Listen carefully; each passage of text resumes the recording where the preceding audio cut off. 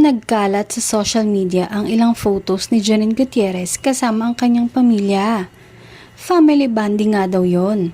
Pero ang mas kinakiligan ng fans ay nandun si Jericho Rosales sa family bonding nila.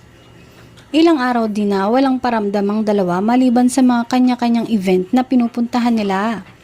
Pero bigla na lang may naglabas ng litrato ng nasabing family bonding at kasama nga ang rumored boyfriend nito na si Echo.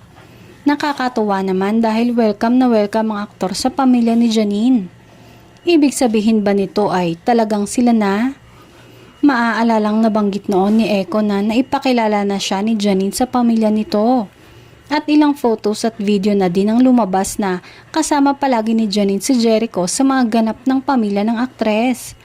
Hindi man nagpaparamdam sa social media na magkasama ang Econin, ay lihim naman palang magkasama ang dalawa, especially sa mga paglabas-labas ng pamilya ni Janine.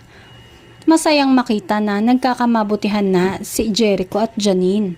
At nakakakilig na malamang tanggap na tanggap si Echo ng family ng aktres. Hiling nga ng mga fan ay umami na sila sa totoong estado ng kanilang relasyon at wag nang itago pa.